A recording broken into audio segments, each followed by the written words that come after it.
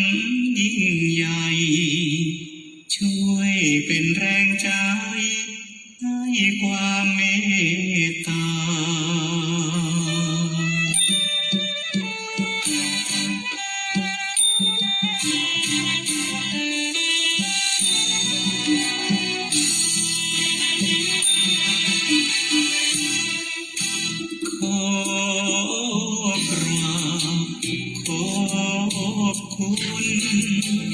ที่ได้รับไออุ่นการุณจากแฟนรายการเสียงทำผ่านมาไปถึงบ้านอุทิศชาติคำพันฟังกันสบายน้ำใจไมตรี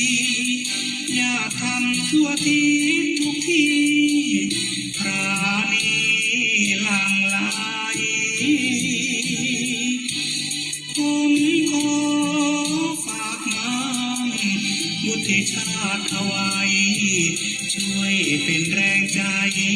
อย่างนี้เรื่อยไป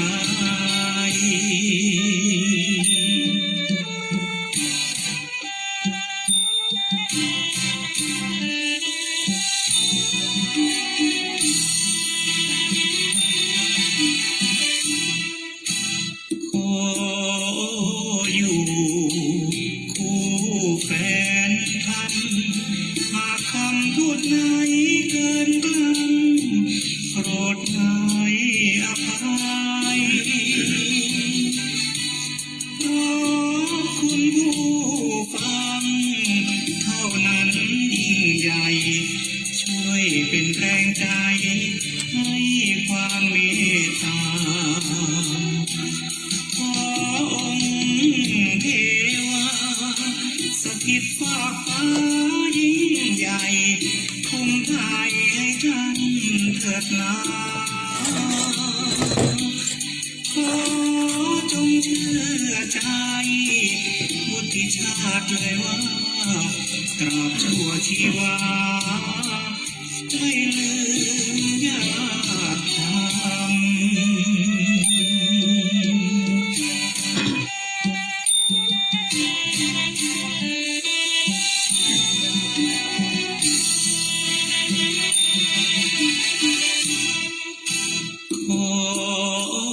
อยู่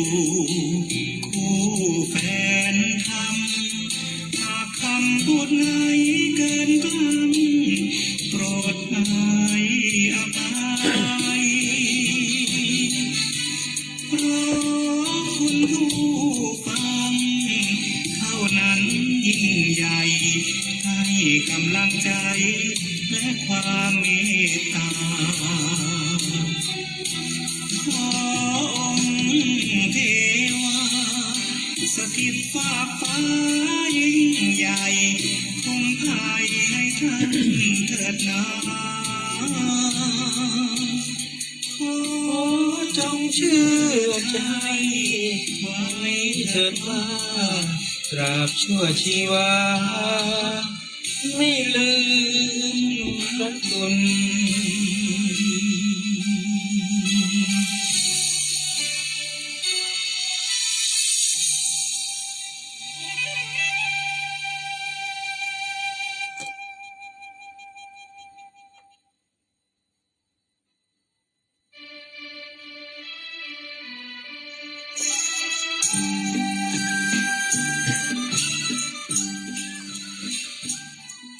ทุกข์จะมีมากก็เพราะอยาก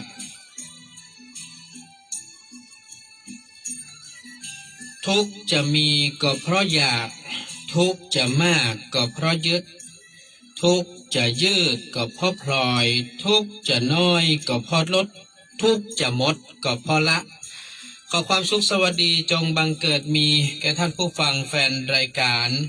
ฟังสบายสไตล์วุฒิชาติทางคลื่นสถานีวิทยุ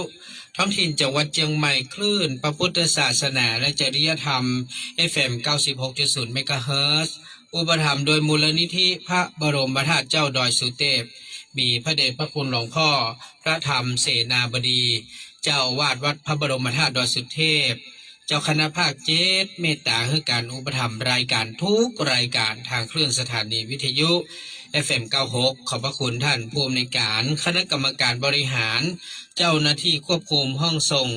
วัดดอยสุเทพท่านอาจารย์พระมหาประสิทธิ์ภาษาธิโกนะครับขอบพระคุณนะครับท่านพระครูเจ้าอาวาสวัดหนองกาย เจ้าหน้าที่ควบคุมห้องส่งวัดหนองกายทั้งคฤหัสถ์และบรรพชิตที่เมตตาก็เชื่อมสัญญาณวันจันทร์ถึงวันศุกร์ 11 โมงถึงเที่ยงกับรายการฟังสบายสไตล์วุฒิชาติครับขอบคุณแฟนๆรายการที่ติดตามทั้ง2คลื่นสถานีและทาง Facebook ไลฟ์สดณขณะนี้เวลานี้แม่ส้มก่อนแสงป้าแก้ว เมตตาเข้ามาติดตามให้กำลังใจอ้ายนิพันธ์ทองรักเดินทางไปร่วมงานนะของญาติเปิ้ลก็น่าจะไปถึงแล้วเนาะก็ขอให้มีความสุขกันแล้วกันนะครับในการเดินทางทั้งไปแล้วก็กลับนะครับเนอะดูฟังครับวันนี้ก็ ก่อนที่จะเข้าสู่เนื้อหาสาระธรรมก็ขออนุโมทนาขอบคุณนะครับสำหรับตังไอ้ชัยพี่มอนน้องสมบูรณ์นะครับที่ได้เมตตาร่วมทำบุญมาตะวานี้ก็เอาห่วมในส่วนของดอยสุเทพเหียเนาะปิดคำ100แล้วเอาห่วมผ้าป่าไป200เนอร์แล้วก็ขอบคุณแม่บุญเพียรจักรวาลเนอร์ที่ได้แจ้งกันเข้ามาร่วมทำบุญเรื่องของกองทุนนะครับแล้วก็ฝากพี่น้ำบ่อหลวงเนาะแม่นละกะที่บ่อน้ำเนาะแล้วก็ขอบคุณสำหรับญาติธรรมแฟนรายการทุกท่านนะครับที่ เมตตาติดตามรับฟังรายการของเฮาก็วันนี้มีข่าวประชาสัมพันธ์ในส่วนของงานที่จะเกิดขึ้นมีขึ้นในวันที่13 กรกฎาคมที่ศูนย์แสดงสินค้านานาชาติจังหวัดเชียงใหม่เนาะเดนเนอร์สวัสดีครับฮัลโหลครับแม่อุ้ยเปิ้ลโอนมาแล้วแม่โอนมาละ100 บาทโอนมาละจ้าครับได้ปิดคำเนาะได้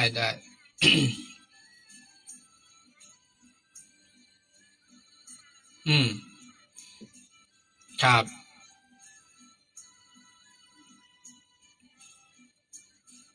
เวลาพรคงสวัสดิ์หอมอย่างก็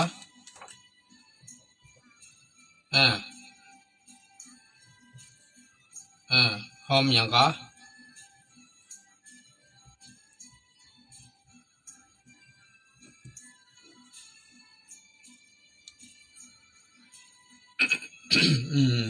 อ๋อตาลเตียนกับน้ำกาไฟอ่า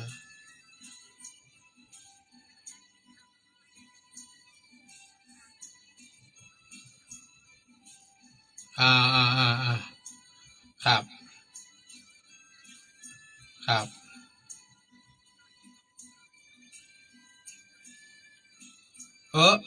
ก็แม่โอนมาเท่าไหร่ต่อแรก500เป็นใจกะก็500ก็แม่หอมผ้าสองผืนมันของแม่ก็ของนั่นไปก่อน300แล้วกะแล้วก็ของนี่เหรอวราพรกับเด็กชายอานนท์เหรออ๋อตาลเตียน2 คนแม่ลูกนี่หอมผ้าผืนเดียวของอุ้ยมอนนี่หอมตาลเตียน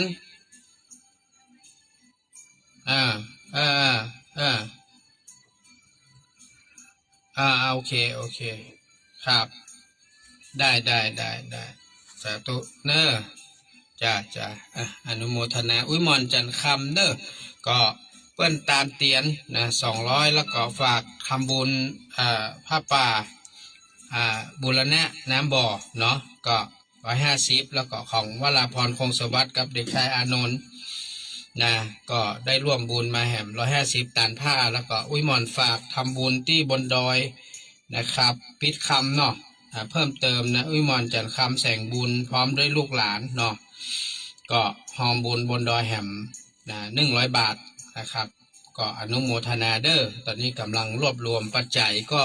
มีของคุณน้องพัชรินท่านร้อยโทประพันธ์สุกันโทพร้อมด้วยธิดาและครอบครัว300 แม่อุ้ยคำปันวิชัยศรีพร้อมลูกหลานแห่ม300นะแม่บุญเพียรจักรวาลนะได้แจ้งเจตนาร่วมบุญ200 บาทเนาะ200 บาทแล้วก็น้องสมบูรณ์พี่มอนไอ้ชัยแห่ม100 บาทนะพี่มอนจะคำแสงบุญนะครับก็อันนี้ก็ที่แจ้งมาต่อวานี้เดี๋ยวขอหรือว่าคนละตีหรือเปล่าเดี๋ยวขออนุญาตครับผมฮัลโหลครับว่าใดครับแม่ว่าใดอ๋อที่นั่งทีนี้แม่นั่งตั้งหลังมันจะนั่งได้ก่อนนะได้กะได้อันก่อแม่ก็ต้องโอนปัจจัยมา500 บาทเนาะแล้วก็ตอนนี้ตอนนี้เดี๋ยวแม่ก็เอาเป็นใส่ปัจจัยไปหอมเป็นวัดก็ได้ครับของเฮามันพร้อมหมดละพร้อมหมดละครับผมการลดมา500 บาทเนาะแล้วแม่ต้องมาขึ้นรถที่วัดอินทร์ขินรถออก7 โมงนะครับผมได้ครับวันเสาร์ที่5 กรกฎาคมแม่เสาร์หน้าครับจะได้แม่ก็โอนค่ารถมาก่อนกันแล้วกันเนาะ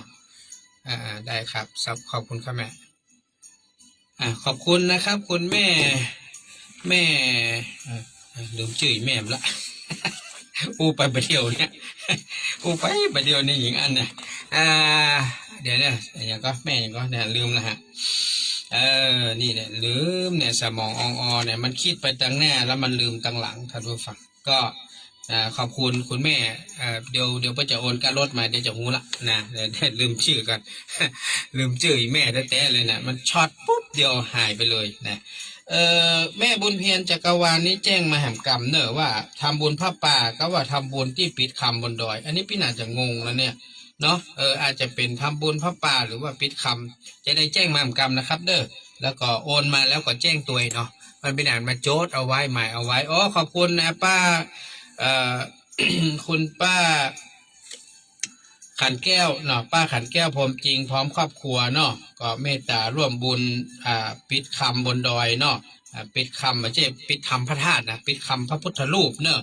100 บาทนะสาธุเนอะอนุโมทนาขอบคุณตัวก็ท่านผู้ฟังครับตอนนี้เฮาก็ตีไปนานติ๊กใหม่ๆตะกี้นะ1 2 3 4ซาวได้ผ้า24 ผืนนะครับ8 3 24เนาะได้วันละ3 ผืนทีนี้นะครับก็สำหรับร่มร่มนี้ก็ขาดอยู่แค่1 อัน1 อันสุดท้ายนะเพราะว่าจะให้มันครบวัดละ3 อันนะครับก็ใครจะร่วมบุญเป็นเจ้าภาพร่ม150 บาทก็แจ้งมาได้เนอะก็เราต้องการร่มแหม1 อันเพื่อให้มันครบวัดละ3 อันเท่ากันเนาะผ้าวัดละ3 ผืนร่มวัดละ3 อันสังฆทานวัดละชุดเทียนก็วัดละ2 เล่มเนาะปัจจัยก้าน้ำก้าไฟก็กำลังรวบรวมนะครับที่ทุกท่านได้ฝากไปนานได้ให้ได้หอมก่อนน่าจะตั้งต้นไว้ที่ประมาณ700-800นะครับ700-800ต่อวัดนะได้อยู่นะครับเพราะว่าเรามีคนหอมมานักนะเราก็เอาเท่าที่เราทำได้นะท่านผู้ฟังนะก็วันที่13 กรกฎาคมนี้นะเชิญชวนร่วมกันรับเสด็จนะครับในหลวงและพระราชินีเนอะในเวลา17 นาฬิกานะที่ศูนย์แสดงสินค้านานาชาติจังหวัดเชียงใหม่เนอะอันนี้ได้ประชาสัมพันธ์อยู่เรื่อยๆนะครับสวัสดีครับแม่อย่างครับแม่สอนโอนได้เลยเนาะได้ครับได้บักเกินเที่ยงเนาะแม่เนาะได้สาธุเนอะครับ อนุโมทนาแม่สอนเทพยศหน่อพร้อมด้วยครอบครัวก็รับร่มที่เหลือ1 อันเนาะอนุโมทนานะแม่เด้อวันพรุ่งนี้แม่จะเอาสตางค์มาฮื้อพี่นันก็จะได้ให้มันครบถ้วนนะตามตะกี้ก็เพิ่งไปซื้อกระดาษสติกเกอร์มานะก็เรียบร้อยละกำลังปริ้นรายชื่อเจ้าภาพภาพป่าโบราณะบ่อน้ำโบราณเจ้าภาพร่วมบุญกันน้ำก้าวไฟ8 วัดเนาะเฮาก็กำลังเร่งพิมพ์อยู่นะครับ สวัสดีครับคุณมอนว่าใด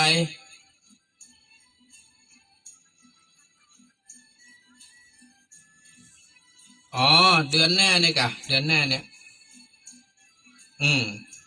เขาจะตานเขาจะตานพระป่าวันที่26อ่ะแม่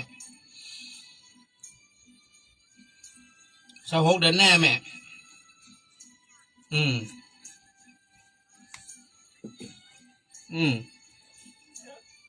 จะหอบตัวใด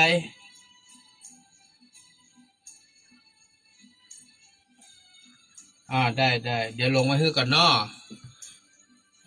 ขอบคุณแม่อุ้ยหม่อนจันคำแสงบุญพร้อมลูกหลานเนอะบอกว่าจะร่วมบุญกองทุนนะครับ แล้วก็ผ้าป่าเนาะที่เราจะไปสมทบสร้างกุฏิที่อำเภอแม่ลาน้อยเนาะก็ขอบคุณเนอะแม่อุ้ยเนอะร่วมบุญ300 บาทก็จะได้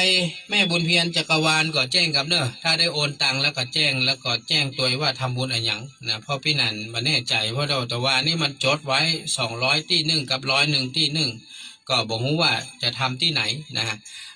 มันก็เลยสับสนไปหน่อยขอบคุณฮะทางคุณสมบัติเนาะอันนี้พระหรือว่าโยมผมพูดนะอินทโคงบอกว่ารับลิงก์แล้วเนอะขอบคุณนะครับอันนั้นท่านผู้ฟังทั้งหลายก็วันศุกร์หน้านี้ศุกร์ที่4 กรกฎานี้พี่นันก็คงต้องได้ลารายการทำแล้วเนอะเพราะว่าทางกสทชนะครับเปิ้ลมีเปิ้ลเพราะว่าคำสั่งด่วนที่สุดนะลงเมื่อวันที่20 มิถุนายนนะมีการประชุม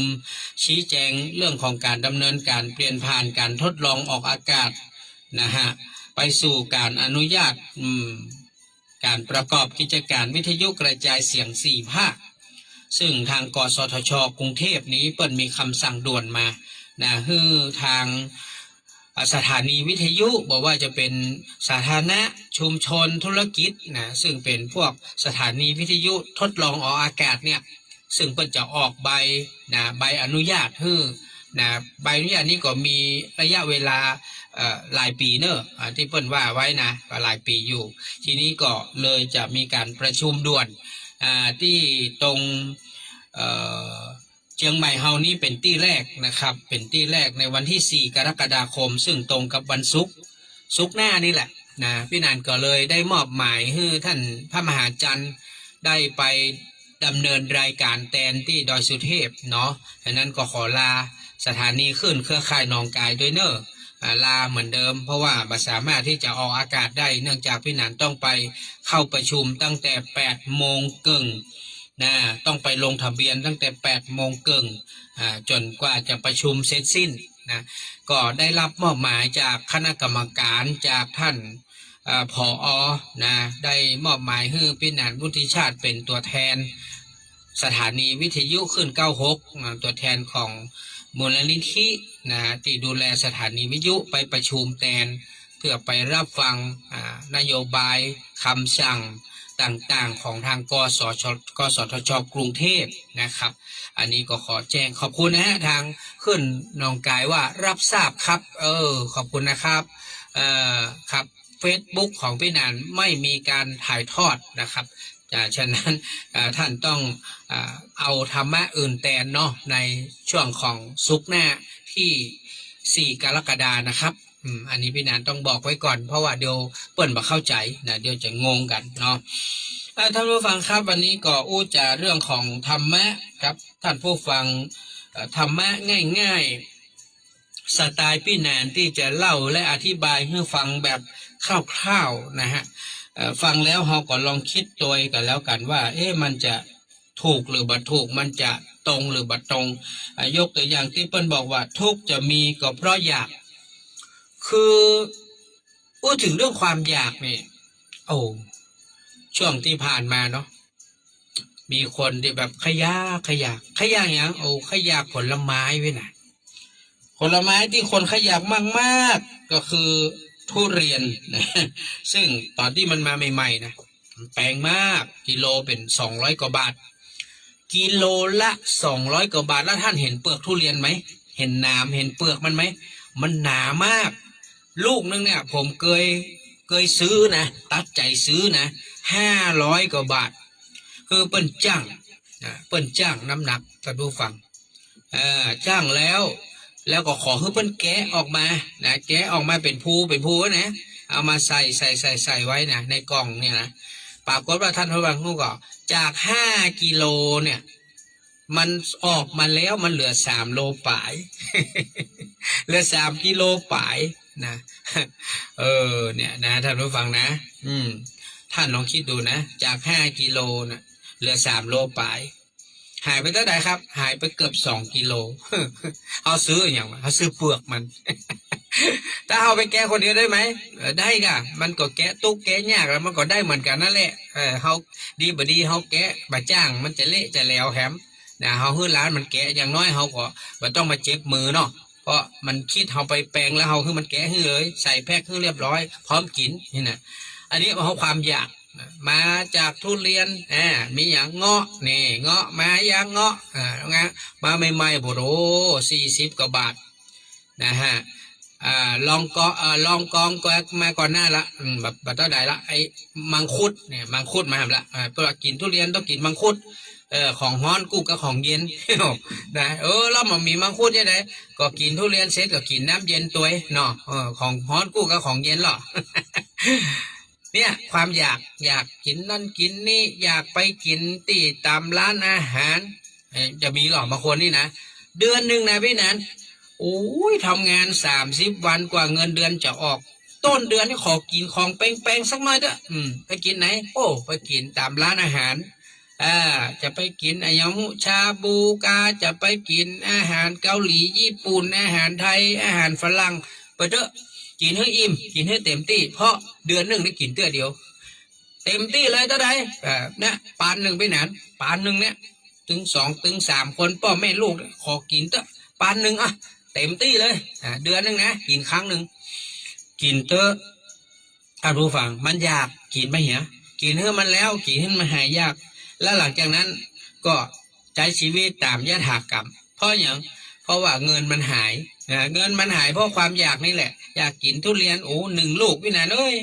500กินได้กี่วันบางคนบอกโอ้ยวันเดียวก็หมดแล้วกินตั้งแต่เช้ายันค่ำนั่นหมดได้เด้นี่ต้องคุณปุญญนุชนี่คุณปุญญนุชนี่กินคุ้มเนอะทุเรียน1 ลูก300 กว่าบาทกินไปเป็นติด พอเขากินได้ไงไม่ได้เป็นติดก็กินกำเม็ดนะผูยาวๆนี่นะแกก็แกะออกเป็นเม็ดนะ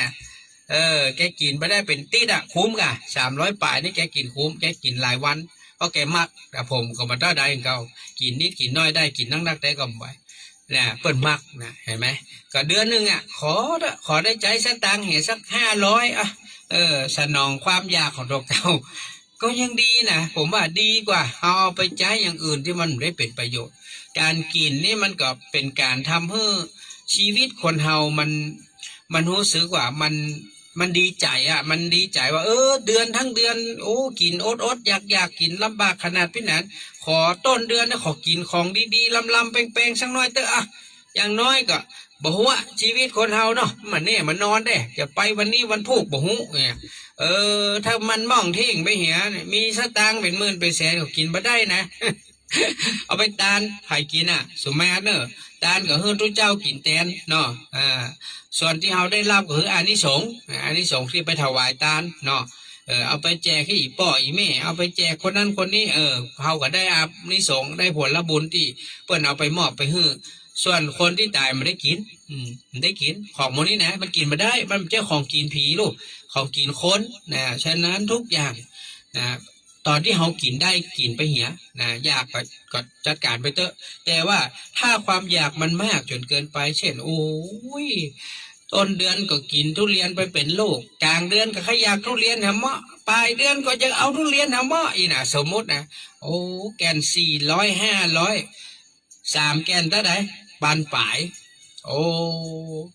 หลังเกิดได้กับปุ่มแห้งไส้แห้งเนอะจะได้กินอย่างกินต้มไข่ทอดไข่กินต้มมาม่านะ กินยำปลากระป๋องก็ไม่ใช่ถูกนะประเดี๋ยวนี้กระป๋องเป็นซาวนะ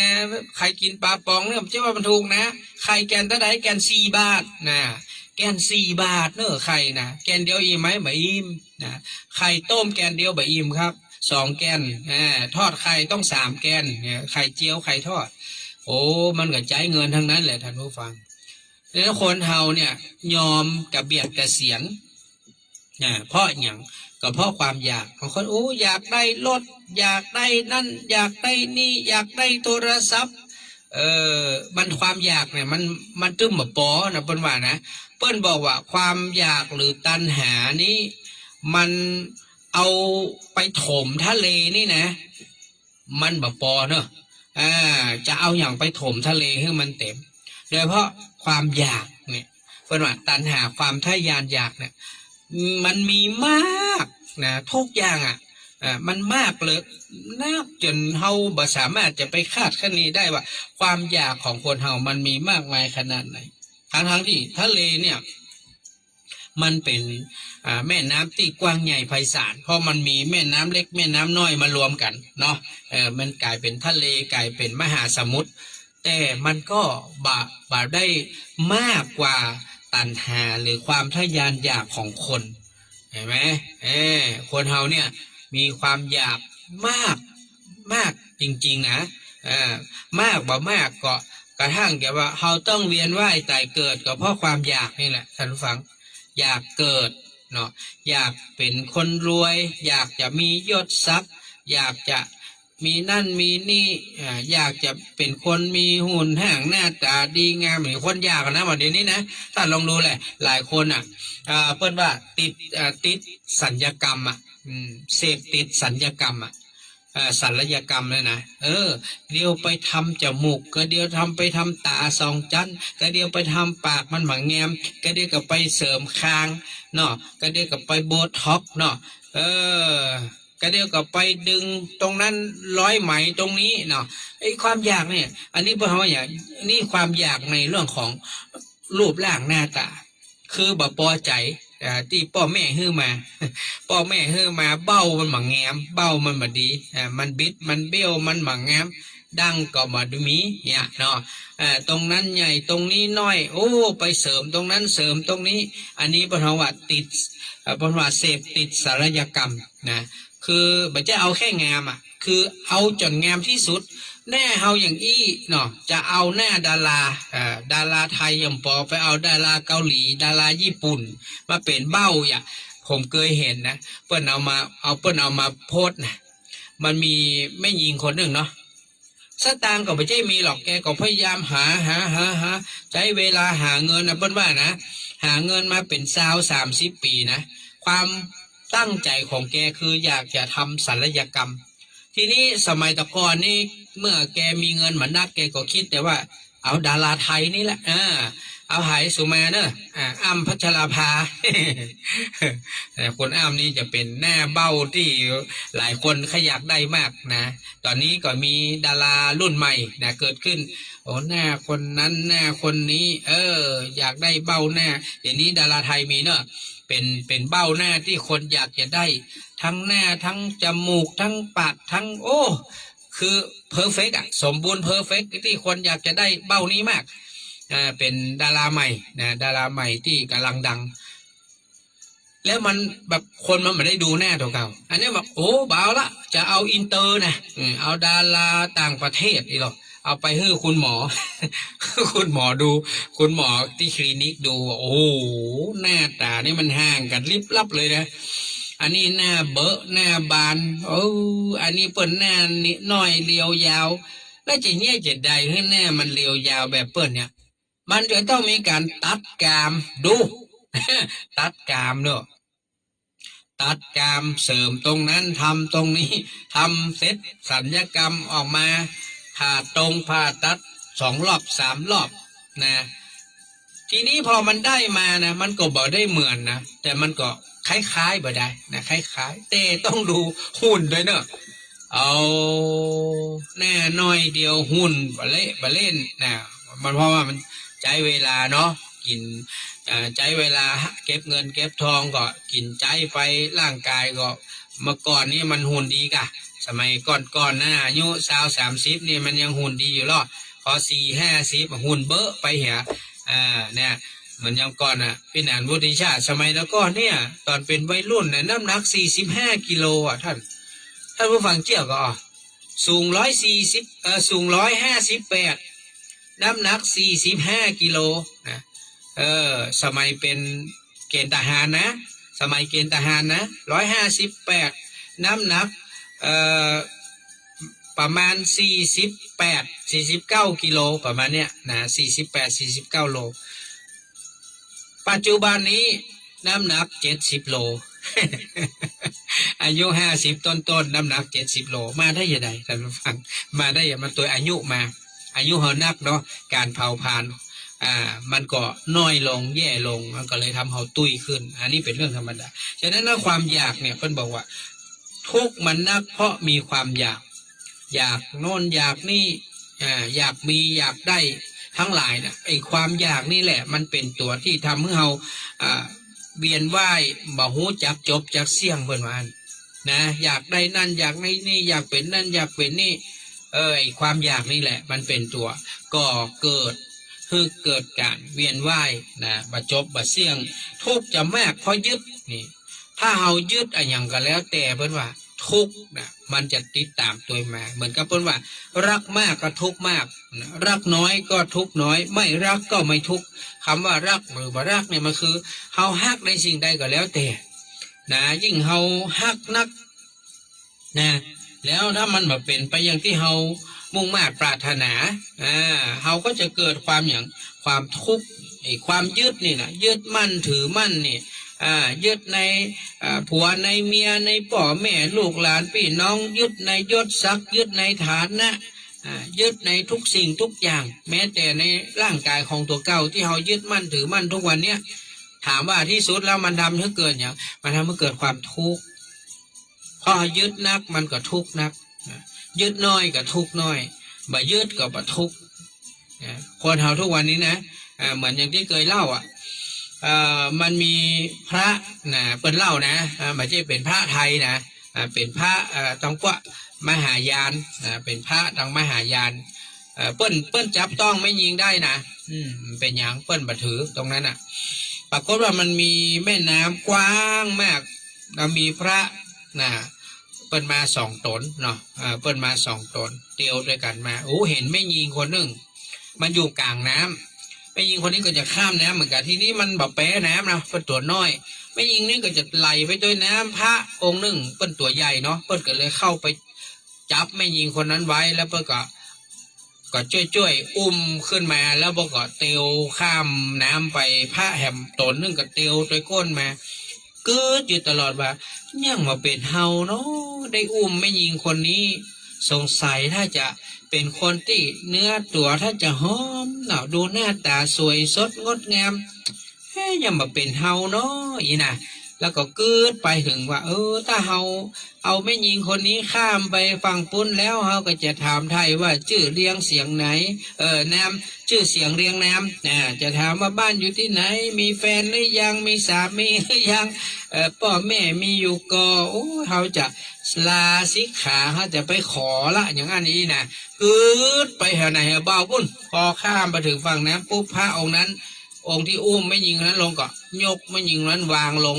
งเสร็จปุ๊บก็เตียวไปไม่ได้สนใจใยดีอย่างถ้าเอานั้นก็กืดไปถ้วยทางอดบ่ได้ก็เลยถามท่านตะกี้ท่านอุ้มไม่ยิงคนตะกี้ข้ามน้ำท่านมีความรู้สึกจะได้พ่องท่านบอกว่านี่รู้สึกอย่างสักอย่างก็อินดูบ่ได้อินดูสีกาเปิ้นข้ามน้ำบ่ได้เดี๋ยวเกิดเฮาบ่ช่วยเปิ้นปัดน้ำไหลไปพ่อแม่เปิ้นครอบครัวเปิ้นก็จะเสียอกเสียใจเฮาก็จะเสียโอกาสในการสร้างบุญสร้างบารมีเนาะเกิดคนละเรื่อง พระที่อุ้มกึดแถมย่างพระที่ตัวก้นไปกึดแถมย่างให้ได้เห็นไหมท่านผู้ฟังเพื่อนบอกว่าคนเฮาเนี่ยถ้าเฮาไปยึดมั่นถือมั่นโดยเฉพาะยิ่งสิ่งที่น่ากลัวที่สุดนะท่านผู้ฟังผมก็สิ่งที่น่ากลัวคือความยึดมั่นถือมั่นคืออย่างหัวก็คือถ้าเอาคำสอนของครูบาอาจารย์เพื่อก็ว่าการยึดมั่นที่น่ากลัวที่สุดก็คือยึดมั่นในทิฏฐิอัตตาตัวตน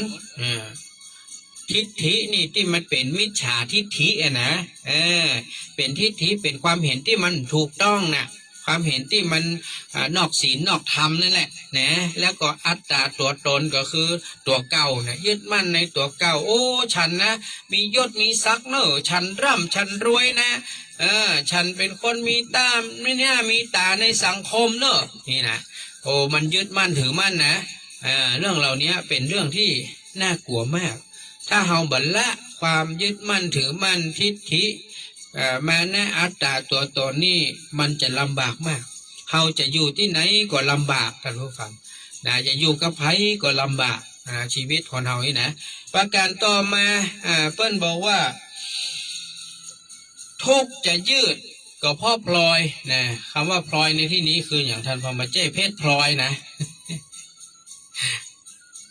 มันจะยืดเนี่ยก็เพราะความแบบตัวมั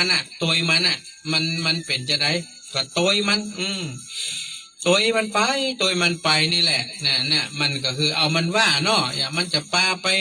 ที่ไหนโมงใดก็เอามันว่าเนาะอ๋อแม่บุญเพียรจักรวาลปิดทองเนาะปิดทอง200ผ้าป่า200บูรณะบ่อน้ำ100นะครับโอเคเข้าใจละบอกหูว่าโอนหรือยังเนาะเดี๋ยวเนาะถามก่อนเนาะโอนหรือยังนะครับเดี๋ยวผมบอกหูเนาะว่าได้โอนหรือยังโอนหรือยังนะแจ้งสลิปมาตัวเนาะถ้าโอนแล้วก็แจ้งสลิปมาตัวเนอพี่นันจะได้รับรู้รับทราบเนาะโอเคนะเดี๋ยวผมจะลงให้เพื่อนก่อนเพื่อนรวดผ้าป่า200บ่อน้ำแล้วก็บนด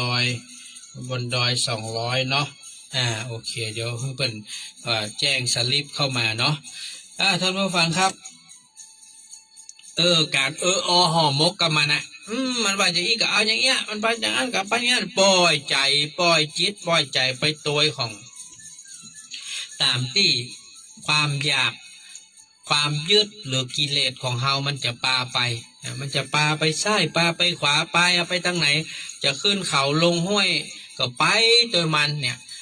เอามันว่ามาใจสติมาใจปัญญามาใจความคิดของตัวเก่าเนาะแม่เรือนแก้วว่าจะได้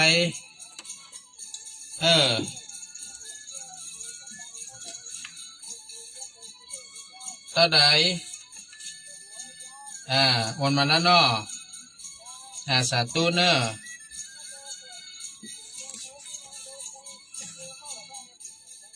ได้กับแม่ยังไม่ได้ยังอ่านบ่ฮู้เนอะน่ะแต่ว่ามันโทรใจได้นี่ทำโต๊ะก้ามันเลยโอนมาได้มันเลยโทรมาได้เนาะเจ้าได้โทรเบอร์นี้ก็ได้ในไมเนอร์เจ้าโทรเบอร์นี้ก็ได้แม่เป็นยังแปลว่ามันฮับได้เหมือนกันนะเนาะแม่เนาะมันฮับได้แจ้งได้เป็นยังว่าโทรเบอร์นี้ก็ได้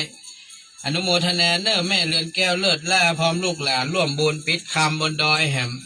ปิดคำพระพุทธรูปบนดอยสุเทพเนาะ200 บาทอนุโมทนาเนอพี่นันขอฮับบุญตึกวันนี้วันพรุ่งนี้เนอปิดคำบนดอยในที่ปิดคำพระพุทธรูปไม่นะเพราะว่าพี่นันจะพิมพ์รายชื่อพรุ่งนี้ละนะจะได้พิมพ์ชื่อใส่ซองแล้วก็นำไปตานในวันติดที่29นี้ละนะฉะนั้นตึกวันพรุ่งนี้นะบุญตึกวันพรุ่งนี้เนอะใครบ่ได้โอนก็ถือว่าสละสิทธิ์เนอะตึกวันพรุ่งนี้เตี้ยงนะพรุ่งนี้เตี้ยงก็ถือว่าจบกันไปนะครับจะได้มาต้องตัวถามกันว่าใครโอนหรือบ่ได้โอนเนาะ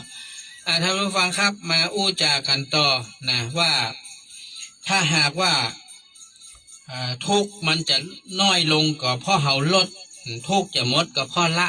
คำว่าลดในที่นี้ก็คือลดละนะลดละสิ่งที่มันบดีทั้งหลายนะที่เขาคิดว่ามันเป็นกิเลสมันเป็นความยึดความอยากเนี่ยบางครั้งเนี่ยถ้ามันเกิดขึ้นมาเนี่ยเราลองพิจารณาดูนะไอ้ความอยากความยึดนะทั้งหลายเนี่ยนะครับที่มันเกิดขึ้นเนี่ยเราต้องพยายามดูมันแล้วก็พยายามต่อรองกับมันเช่นมันอยากได้อันนั้นมันอยากกินอันนี้มันอยากเป็นนั้นมันอยากเป็นนี่เนี่ยเราก็ลองต่อรองกับมันต่อรองอย่างไรต่อรองโดยการบอกเหตุผลมันก่อนโอ้ยอยากจะกินนั่นอยากจะกินอันนี้นะถามมันก่อนตังค์มึงมีก่อน ตังค์มึงมีไหม มึงอยากได้โทรศัพท์มือถืออยากได้รถอยากได้นอนอยากไปแอวหั่นไปแอวนี่ตังค์มึงมีไหมถามมันก่อนตังค์มีไหมค่าใช้จ่ายสมมติว่าค่าใช้จ่ายหลักพันหลักหมื่นหลักแสนสมมตินะตังค์มีเท่าไหร่ถามมันก่อนตังค์มีเท่าไหร่แล้วมึงมีค่าใช้จ่ายอื่นก็มีค่าใช้จ่ายอื่นไหมถามมันก่อนเขาบอกโอ้บ่มีเฮ้ยนี่ก็ยังไม่ได้ใส่เตี้ยแน่แล้วจะใส่เท่าไหร่ใส่ต่ออันต่ออีอ๋อเหรอแล้วเหลือเท่าไหร่ เหลือเท่าไหร่ถามก่อนเหลือเท่าไหร่สาธุนะครับขอบคุณนะครับคุณยายเพนศึกษานะยายเพนศึกษาจากเมืองปาวเนาะคุณยายเพนเปิ้นตะวันนี้เปิ้นขอบัญชีพี่หนานไปนะยายเพนก็ได้แจ้งเข้ามาว่าได้โอนเงินเข้ามา500 บาทว่าคือพี่หนานจัดสรรบุญให้กรรมเนาะก็ขอบคุณนะยายเพนเนอร์เดี๋ยวเอาไปบนดอยเหี่ยพิษคำเห็น100เนาะยายเพนเนาะยายเพนศึกษานะครับแล้วก็100 บาทเนาะแล้วก็เอาทำบุญผ้าป่ากองทุนเนาะเหี่ยสัก200เนาะยายเพนเนาะยายเพนศึกษานะครับเอาเหี่ยสัก200ก็แล้วกันแล้วก็เอาไปร่วมบุญเนาะร่วมบุญครับเดี๋ยวเนอใช่ครับได้ยินประกาศถึงแม่บุญเพียรจักรวาลแม่เปิ้ลเอาเงินฝากฮื้อลูกแม่คำปันวิชัยศรีโอนฮื้อนะน่าจะโอนละเดี๋ยวเนี่ยต้องดูก่อนเนอะเดี๋ยวรอแม่คำปันเดี๋ยวแม่คำปันวิชัยศรีลูกของแม่คำปันเนี่ยจะได้แจ้งแห่งกรรมเนอะว่าได้โอนของยายนี่มาหรือยังเนาะลูกของยายคำปันนะครับผมไม่แน่ใจเด้อเดี๋ยวต้องให้เพิ่นแจ้งมากรรมเนาะเดี๋ยวจะได้ให้เพิ่นแจ้งมากรรมเนอะแจ้งสลิปมากรรมขอบคุณป้าอุดเนอะโอนมาให้เรียบร้อยละดังนั้นถ้าเรามีการบอกเหตุบอกผลชี้แจงกันกับมันว่าอันนี้ได้อันนี้บ่ได้อันนี้มีอันนี้มีเนี่ยเราลองมันเหมือนอย่างนี้สมมติอย่างนี้ท่านผู้ฟังเหมือนว่าท่านเอาง่ายๆนะโอ้ใครไปกินเนี่ยที่เขามาโพสในติ๊กต็อกเนี่ยโอ้ยน่ากินขนาดโอ้ยบุฟเฟ่นะบุฟเฟ่นะบุฟเฟ่ขนมเส้นนะบุฟเฟ่ก๋วยเตี๋ยวนะบุฟเฟ่อาหารสปะนะตะได199นะโอ้ขยะคำว่าบุฟเฟ่นี่นะหมายถึงว่าท่านไปถึงปุ๊บนี่ท่านกระจายเลย199อีเนาะ299 399อีเพิ่นจะเก็บตังค์ท่านก่อนท่านก็กินเต็มที่แล้วท่านกินได้กี่ถ้วยกี่จานก็กินไปเถอะแต่ว่าที่ท่านจะต้องไปเนี่ยมานั่งดูว่าโอ้มัน199 299 399ตีเต็มที่400400 บาทโอ้ยอาหารทะเลอาหารเนี่ยก็มีกินเต็มที่เลย400 บาทต่อคนจากตรงที่บ้านท่านอยู่ไปหาร้านเนี่ยยกตัวอย่างเช่นร้านมาอยู่ในเวียงท่านอยู่ไหนโอ้ท่านอยู่แม่ริมพุ่นท่านอยู่ไหนสันกำแพงพุ่นท่านอยู่ไหนหางดงเฮาอยู่แม่ริมอยู่หางดงอยู่สันกำแพงเฮาต้องขับรถเฮาไปถึงที่ในเวียงน่ะแล้วเส้นนั้นนะโอ้ยมันเป็นเส้นที่รถติดพี่นานเฮ้ยนะท่านเอารถอย่างไป รถเครื่องโอ้ช่วงนี้ฝนตกเคยมาค่ำมาแรงพี่นะเดี๋ยวก็ตกเดี๋ยวก็ตกบ่เป็นเวลาฮะเดี๋ยวเราไปหำฝนเหียปิกมาบัดสบายเนี่ยยินได้เอารถยนต์โอ้รถยนต์น้ำมันต่อใดนี่ลูกเฮาไปหาร้านนี่ไปปิกเป็น200สมมตินะไป100ปิก100แล้วก็กล้าที่อาหารแหม300 400ต่อใดล่ะ600ซื้อมากินคนเดียวมันดีกะ ฮัลโหลครับฮัลโหลครับครับว่าได้ครับแม่ว่าได้ครับครับ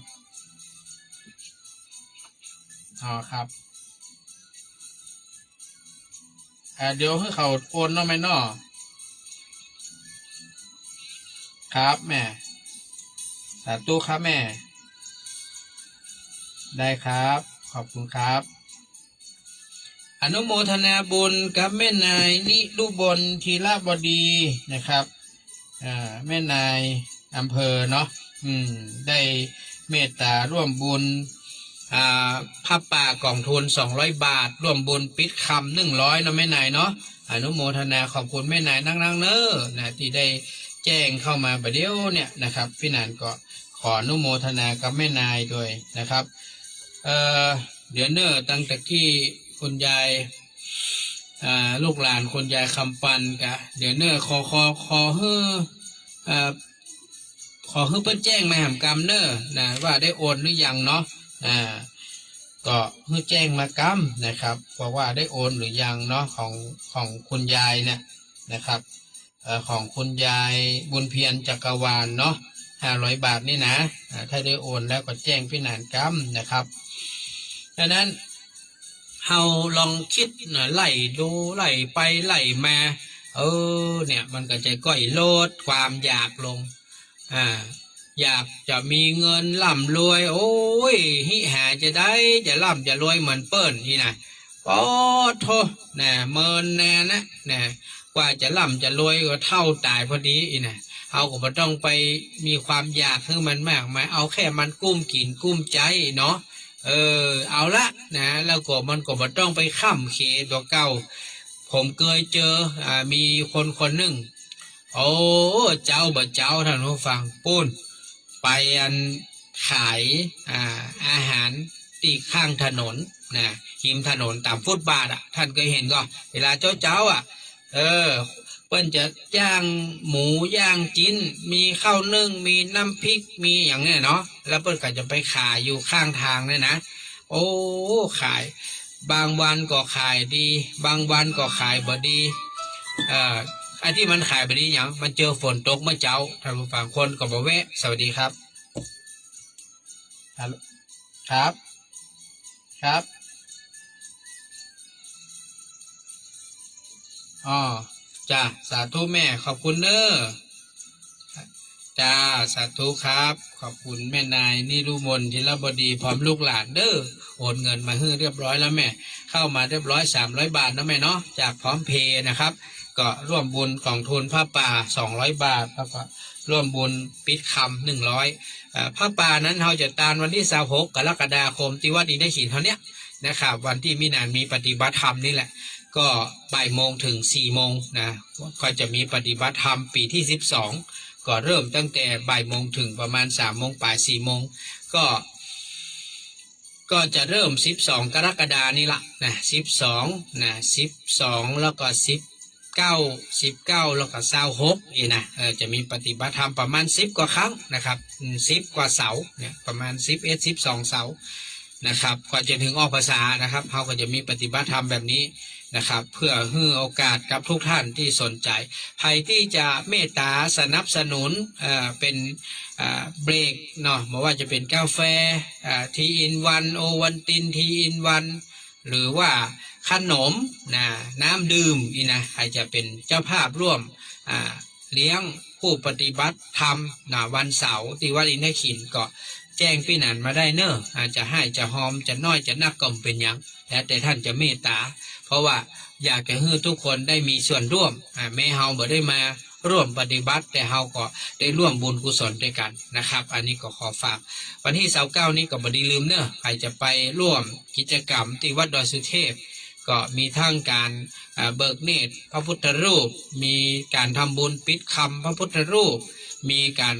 สวดสะเดาะนพเคราะห์สืบชะตาแบบล้านนาตั้งแต่9 โมงถึงเที่ยงใครสนใจก็ไปร่วมบุญได้ที่วัดดอยสุเทพเนอะแล้วก็เป็นงานทำบุญอายุวัฒนมงคล3 รอบท่านตุ้เจ้ามิ้นโดยใครรู้จักคุ้นเคยก็ไปร่วมบุญกันได้ที่วัดดอยสุเทพนะครับแล้วก็มาพูดถึงเรื่องของธรรมะที่บอกว่าทุกข์มันจะน้อยทุกข์มันจะหมดก็เพราะลดเพราะละอย่างนี้ถ้าเราทำอย่างแบบว่ามันพอดีนะมามากไปมาน้อยไปมันพอดีสมกับฐานะสมกับจริตสมกับพฤติกรรมของเฮาเนี่ยมันก็จะบาทำเฮาทุกข์มากจนเกินไปนะแล้วมันก็ต้องบอกเงื่อนไขข้อต่อรองเหมือนอย่างละอ่อนนะละอ่อนน้อยเนี่ยเป็นตัวอย่างที่ดีมากท่านลองดูเลยมีพ่อแม่หลายคนนะเปิ้นมีวิธีการสอนลูกเปิ้นว่าไงลูกอยากได้อะไรลูกต้องเก็บเงินเองนะเวลาพ่อแม่ฮื้อสตางค์ไปโรงเรียนมันจะเก็บค่าขนมมัน5 บาท10 บาทแรงมามันจะมาหยอดกระปุกเวลามันอยากให้ได้อย่างนะจักดินจักงอยปล่อยแม่บอกเอาได้กะถ้าใครได้เต้ๆนะถามตัวเก่านะอยากได้จริงๆไหมถ้าอยากได้โอเคเดี๋ยวพ่อกับแม่จะไปตุ๊บกระปุกน้องนะตุ๊บกระปุกน้องมาดูมันมีเท่าใดเช่นอยากได้ของเล่นของเล่นนี่เป็นปันนะไปตุ๊บกระปุกดูก่อนบอกว่ากระปุกมีเท่าใดมันจะเสียดายเนอะว่าสายยอด5 บาท10 บาท5 บาท10 บาทเป็น2-3 เดือนได้เงินมา700-800เอาไปซื้อของเล่นก็ไม่ใช่ว่าเหมือนมันอยากได้บ่ได้พอเล่นไปสักกรรมมันก็ก้ายแล้วนี่นะมันก็บ่อยากเล่นแล้วนี่เอามาละขว้างไว้ให้น่ะมันร้อนมันจะกึดคนเดียวมันบ่เอาสตังค์ใจน้อยๆเก็บเป็น2-3 เดือนนะปลายพ่อแม่ก็ต้องมาเตรียมเพื่อแถมเนาะแล้วก็พ่อแม่ก็เลยบอกว่าไอ้เงินที่เอามาเพิ่มเพื่อลูกนี่นะพ่อแม่ก็จะลดค่าขนมลูกลงเนอะนะเอาละทีนี้ ได้กินขนมน้อยลงนะเงินที่จะจอมกับปุ๊กก็บ่มีเนี่ยพ่อแม่ตุ๊บเรียบร้อยนะมันละอ่อนมันก็จะกึดได้คนเดียวมันเหมือนคนเฮาทุกวันนี้เหมือนกันเฮาเกิดความอยากได้ไข่ดีอย่างกันแล้วเจทุกเรื่องท่านผู้ฟังเฮาต้องดูก่อนว่าเฮามีกำลังความสามารถมอกใดนะอย่างเนี้ยมันวันนี้มีเบิ่นแจ้งพี่นานมาวันที่10เนี่ยนะจะมีพระป่าพี่นานเฮ้ยวะที่ไหนตุ่งบุรีสุแม่เด้อเนยเนาะพี่นานช่วงนี้กระเป๋ามันไม่ค่อยมีตังค์นี่เนาะกระเป๋ามันแห้งครับผมจะไปทำบุญที่ไหนมันก็ลำบากช่วงนี้ขออนุญาตก่อนเนอะเนาะขอแตะไว้ก่อนเนอะก็บอกเพิ่นไปเฮาบอกปฏิเสธนะเฮาปฏิเสธแต่เฮาบอกเงื่อนไขบอกเหตุผลเพิ่นเข้าใจกะคนเพิ่นจวนมานะเพิ่นเข้าใจแต่เฮามันตั้งเจตนาไว้อย่างอื่นแล้วเนาะเจตนาว่าเฮาจะไปทำบุญสร้างกุฏิที่บนดอยเนาะทำกองทุนสงเคราะห์เฮาก็จะเอาไปตั้งอื่นก็บ่ได้เพราะเฮาตั้งเจตนากันมาแบบนี้เฮาก็ต้องทำแบบนี้แล้วไหนจะปฏิบัติธรรมไหนจะไปทำบุญตานเตียน8 วัดแถมเนี่ยมันฟิกไว้หมดแล้วมันแน่นแท้ไปแล้วเขาจะไปหาเงินที่ไหนนะไปห่วมไปหอมเพื่อนมามีเขาก็ย่างไว้ก่อนท่านฟังความอยากนี่นะอยากได้บุญนี่นะมันถึงแค่อยากได้ติ๊กแต่ว่าเขาต้องหูประมาณตัวเก่าอยากได้แค่ไหนนะบางอย่างก็ต้องละไปก่อนวางไปก่อนเนาะเอาเต้าที่เขาทำได้ก่อนผมก็ต้องบอกกับเขาเนี่ยเหมือนอย่างวันที่29นี่ก็จะต้องขึ้นดอยไปห่วมบุญกับพระเจ้ามิ้นเนาะกับดอยสุเทพพูนะก็ต้องเอาโลดโยนขึ้นไปนะก็ต้องเสี่ยงน้ำหมูกน้ำมันแถมเนาะต้องไปห่วมไปหอมเปิ้นแถมเนี่ยอันนี้มันก็เป็นอย่างที่เขาต้องเข้าใจเฮารายได้เฮาบ่มีเฮามีภาระเนาะเฮาก็จะต้องหูจักประมาณตัวเก่าเหมือนนี่ปล่อยแม่เฮานี่แหละ อยากทำบุญทุกคนอยากทำหมดมีใครไม่อยากแต่ต้องหูประมาณตัวเก่าก่อนเนอะโอ้อันนี้มันเป็นเงินเดือนคนเฒ่าพี่นานได้700800900เนาะก็จัดสรรปันส่วนทำนั่นน้อยทำนี่น้อยเอาเต้าที่ทำได้ปล่อยแม่นะมีน้อยก็ทำน้อยมีนักอยากทำนักก็ได้ไผบอกว่าแต่ต้องทำเพื่อตัวเก่าบ่ลำบากแล้วก็บ่เดือดร้อนถ้าตัวเก่าบ่ลำบากบ่เดือดร้อนเอาเถอะแม่ใครทำตัวใดก็ทำไปเถอะไอ้เถอะเหมือนว่าเพราะมันเป็นเงินของแม่เนาะเอาละวันนี้หมดเวลาหมดขอนำรายการฟังสบายสไตล์วิชาแจกลาทุกท่านไปก่อนขอบคุณอนุโมทนาบุญทุกท่านนะครับที่เมตตาแจ้งร่วมทำบุญทำทานมาขอบคุณทุกท่านสวัสดีครับ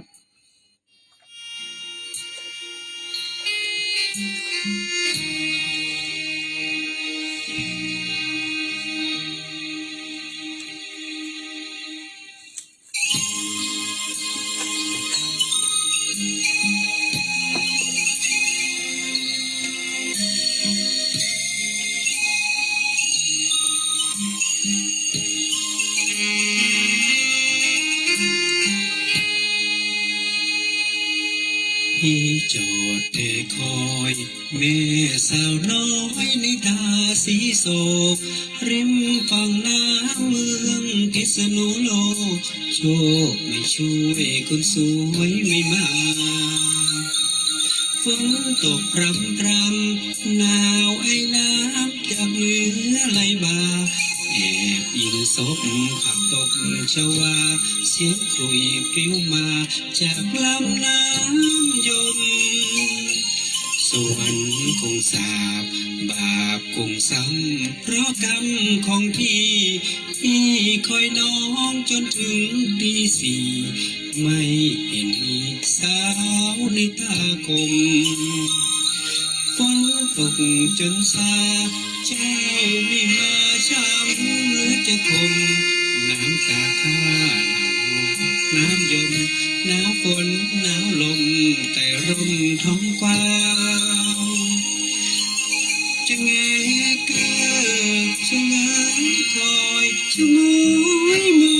งโอ้น้องคิดถึงพี่บ้างหรือเปล่าโอ้ละเนอพี่เจอแม้